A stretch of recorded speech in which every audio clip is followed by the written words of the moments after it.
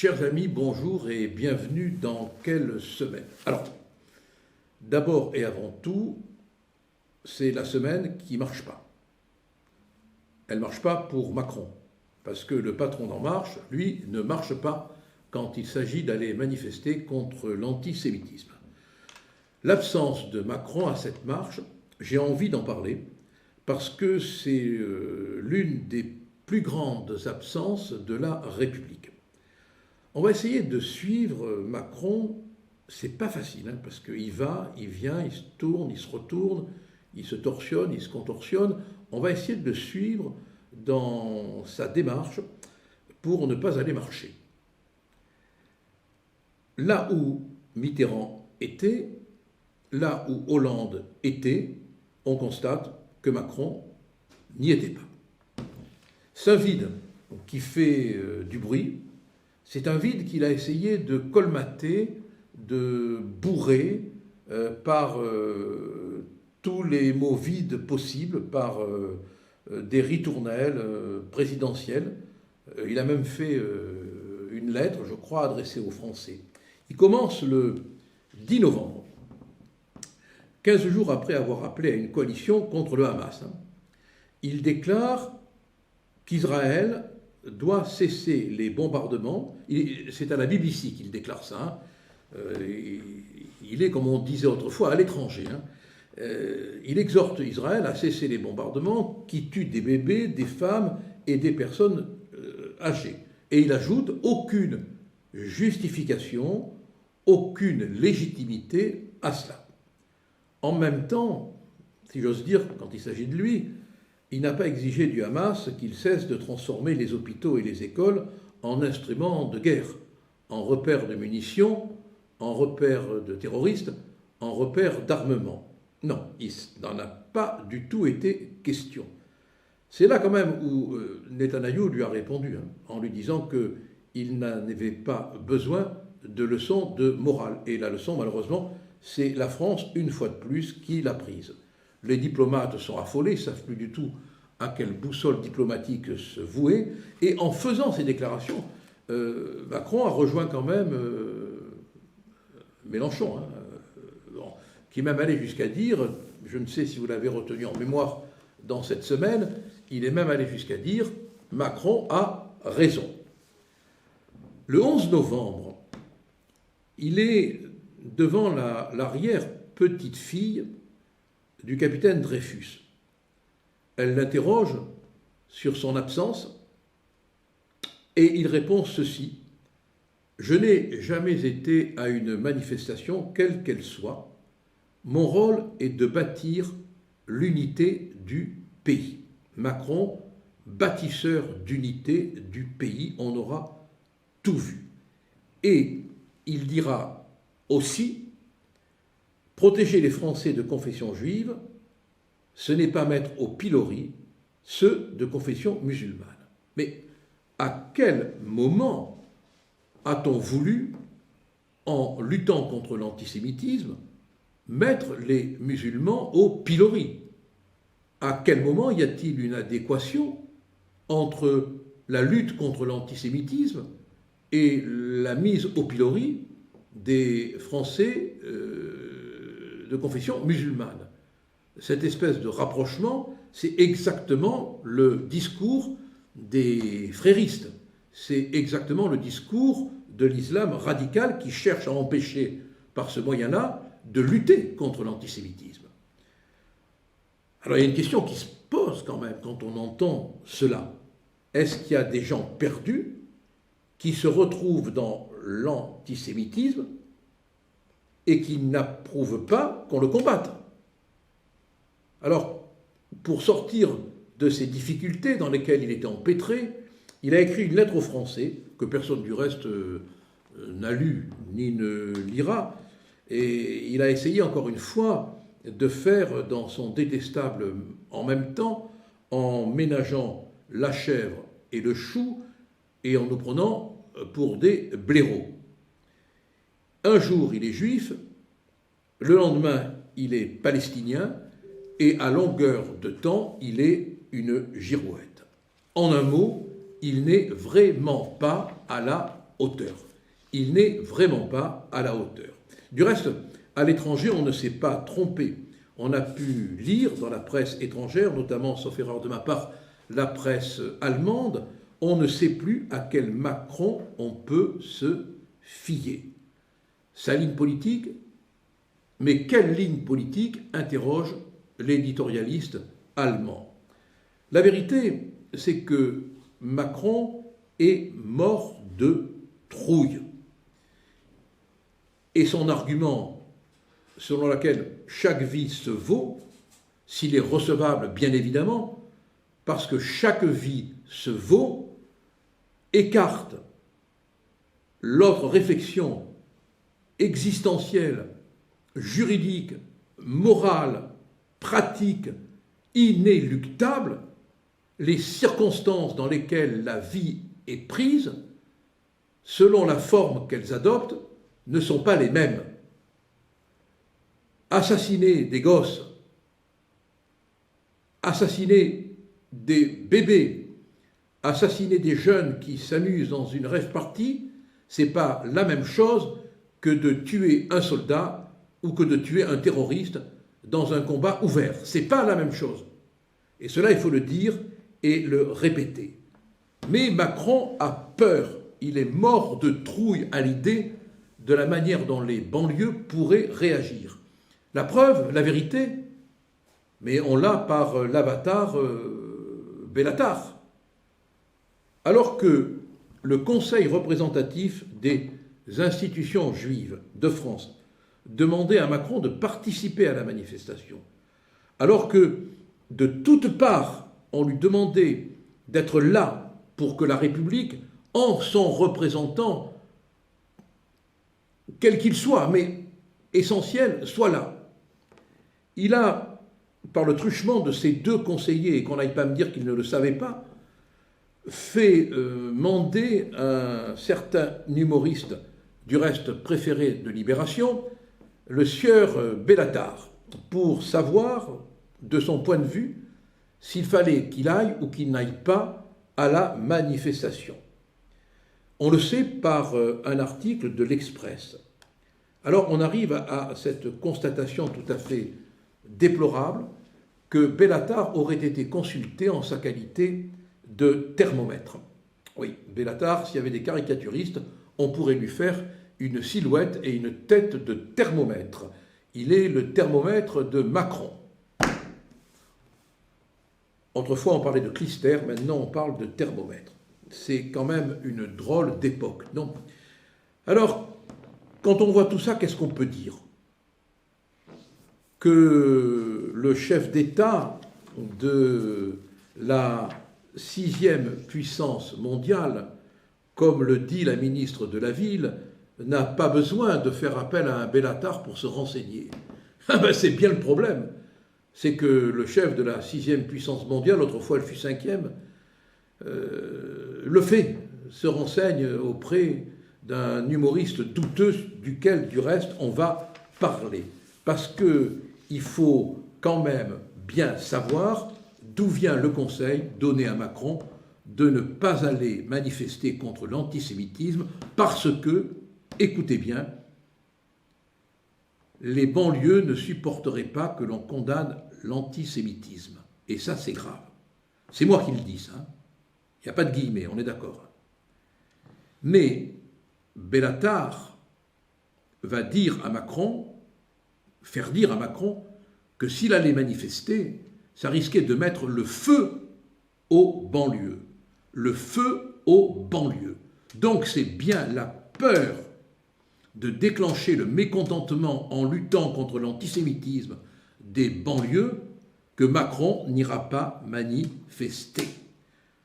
Alors ce conseiller de la peur, qui est-ce? Oh, vous le savez, mais je vais le rappeler, ne serait-ce que pour le plaisir de rappeler qui conseille Macron. Au fait, Louis XIV, comme conseiller, il avait Colbert.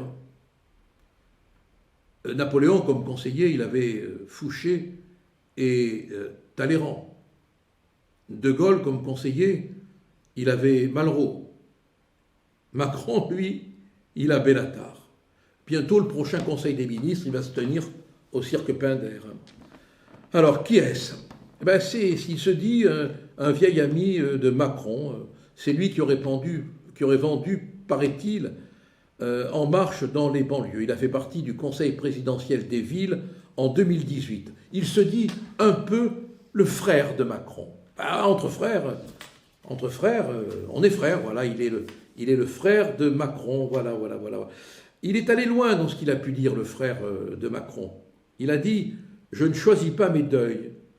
Je ne suis pas Charlie, je ne suis pas Nice. Je suis français. » Oui, le « je suis français », c'est pour la rhétorique. Mais quand on est français, on est forcément Charlie. On est forcément Nice. Parce qu'on est forcément dans la peine des victimes de Charlie, dans la peine des victimes de Nice. Il y a un moment donné où la rhétorique devient un aveu et où on cesse d'être dupe du piège des mots. Alors, c'est aussi un petit repris de justice, le Bellatar. Je ne sais pas si vous le savez, mais il a été condamné à 4 mois de prison avec sursis pour des faits de menaces de mort et de crime. Il a dit à sa victime, pour laquelle il a été condamné par le tribunal correctionnel, « Je vais te planter ». Et puis il n'a pas hésité non plus quand Blanquer, l'ancien ministre de l'Éducation nationale, a pris parti contre le voile, il n'a pas hésité à dire « Attention Blanquer, il faudrait mieux que tu ne mettes pas les pieds dans le 93 ». Alors voilà donc un proche de l'islam politique, qui a été le maître de cérémonie d'un gala du CCIF, qui a déclaré qu'il n'était pas dans un projet d'assimilation, le voilà conseiller de Macron. Alors, avec tout le respect que j'ai pour les vrais comiques, je ne parle pas de Meurice,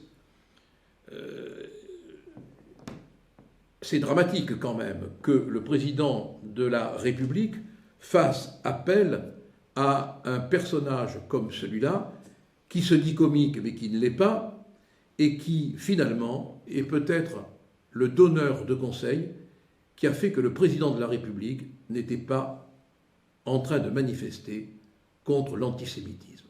Franchement, on ne pouvait pas tomber plus bas. Pendant que Bellatar donne ses conseils pernicieux à Macron, le contexte compte. Le contexte pèse. Bellatar, c'est le cotexte. C'est l'officieux. C'est ce qu'on n'aurait pas dû savoir si l'Express ne l'avait pas appris. Et puis il y a l'officiel, ce qui éclate. Notamment l'un des imams de la grande mosquée de Paris, qui, interrogé sur RMC, je crois, si je me trompe, ça n'a pas d'importance, tout se vaut, sur les 1200 actes antisémites dont le ministre de l'Intérieur a parlé en indiquant que c'était dans le mois, l'imam a eu l'air de douter de la réalité de ce chiffre.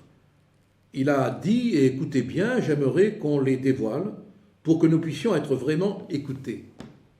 J'aimerais qu'on les dévoile pour que nous puissions être vraiment solidaires et sensibles à ces questions. Encore la rhétorique. Première partie, je doute de ce que le ministre dit. Je n'y crois pas. Ou si j'y crois, je veux entacher de doute ce qui a été dit par le ministère. Mais, pour qu'on n'aille pas me faire de reproches, je suis rhétoriquement solidaire et sensible à ces questions. Tout cela signe déjà, et à mon avis les choses vont s'aggraver, la fin de la rhétorique. Ça ne marche plus. On a compris les ficelles. Depuis le temps qu'elles sont utilisées et par les uns pour se dédouaner en visant l'extrême droite et par les autres en utilisant l'islamophobie, les manipulateurs de mots sont maintenant découverts. Alors il a été mis en difficulté quand même cet imam, Parce que le recteur de la Grande Mosquée de Paris a dit qu'il n'était pas d'accord. Darmanin a trouvé l'insinuation très choquante. Il a même parlé de 1500 actes antisémites depuis le début de l'année. Bien évidemment, ce sont les remontées des services de renseignement. Bien évidemment, ce sont les remontées des commissariats. Bien évidemment, ce sont les remontées des éléments d'information que la police détient. Et pourquoi le dire, pourquoi annoncer ces chiffres si ce n'était pas vrai? Il faut aussi voir l'intérêt du mensonge, puisqu'on est dans un monde sordide. Bon, s'il faut, pour penser juste, pensez bassement, pensons bassement. Quel intérêt? Aucun, strictement aucun. Puis tout cela quand même, ça s'inscrit, qu'on le veuille ou non, dans l'absence remarquée triste, ce qui ne veut pas dire que les absents ont toujours tort, loin de là, mais on constate quand même que dans la manifestation, il n'y avait pas beaucoup de musulmans. Et voilà que la peur des banlieues, à la faveur d'un événement qui devrait être indiscutable, dans ce contexte, réapparaît. Elle marche, elle vient vers nous. Comment? Ah, c'est inattendu. Oh, c'est pas improvisé. Je ne crois pas à l'improvisation. Il y a longtemps que j'ai renoncé à la théorie de la spontanéité des phénomènes de masse. Le policier qui a été accusé d'avoir causé l'homicide de Naël a été enfin remis en liberté. Et la mère de Naël a tout de suite lancé un appel à la manifestation. Et c'est exactement ce dont la justice, la police, le gouvernement avaient peur. Qu'est-ce qui va se passer? Qu'est-ce que cette manifestation va donner? Mobilisera-t-elle les banlieues à la faveur de cet appel sur fond de conflit israélo-palestinien? C'est possible, ce n'est pas certain, mais c'est à craindre. Et on se rend compte, à partir de maintenant, si on ne l'avait pas vu avant, que l'on est pris en otage par les banlieues. La justice, la police, le pouvoir politique. Donc la leçon qu'il faut en tirer, c'est qu'il ne faut rien céder et ne pas avoir peur. Macron, en n'allant pas manifester, a montré qu'il est le président de la trouille. Il n'y a pas que Macron qui se porte mal. La Commission européenne, et là c'est une bonne chose, elle aussi est en difficulté. Elle vient de faire l'objet d'une plainte déposée par une association autrichienne militant pour la protection de la vie privée. Cette association accuse la Commission européenne d'avoir violé tout simplement ses propres règles. Cette association, et elle n'a pas tort, accuse la Commission d'avoir lancé une campagne ciblée sur les réseaux sociaux en violation évidente des règles de l'Union européenne. Ça vous intéresse de savoir exactement quels sont les faits? Allons-y. Ça vaut le coup, hein, parce que l'Union européenne règne sur nous. Et si on n'entre pas dans l'Union européenne pour y mettre un peu de discipline légale, elle fait ce qu'elle veut, quand elle veut, comme elle veut. En septembre 2023, Bruxelles a, je cite, utilisé des techniques illégales de micro-ciblage pour promouvoir son très décrié projet de contrôle des messages privés. Oui, parce qu'il est question d'organiser ce qui est contesté fortement, une espèce de police des messages privés. On va être surveillé dans les coins et les recoins, dans le souffle et les respirations, c'est ce qui se met en place. Orwell était un rêveur à côté de la réalité qu'on est en train de nous imposer. L'association accuse la Commission d'avoir lancé une campagne ciblée sur les réseaux sociaux en violation des règles qui interdisent la discrimination. La Commission s'est fondée sur les opinions politiques et religieuses des personnes visées, ce qui est, on le comprend, surtout quand on a affaire aux chantres des droits de l'homme, aux organistes des droits de l'homme, on comprend en effet que c'est assez choquant que, de manière délibérée, aient été exclus les internautes intéressés par le Brexit, par Mme Le Pen, par Mme Meloni et par, tenez-vous bien, la chrétienté. Une plainte a été déposée auprès du contrôleur européen et la commissaire, celle qui tricote, avait reconnu qu'il y avait là quand même matière à s'interroger. Voilà, on a raison de s'inquiéter parce que petit à petit se met en place un système de surveillance, de traçage, de flicage. Et l'Union européenne est à la tête de ce processus. Et cette plainte, il faut féliciter leurs auteurs de l'avoir déposée. On ne lâche rien, on suit l'actualité, on en parle, même si on n'est pas d'accord, et c'est tant mieux, on en discute.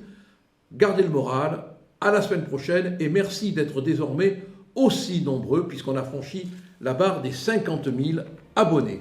À très bientôt, et on ne manquera pas de vous dire ce que les autres ne vous disent pas.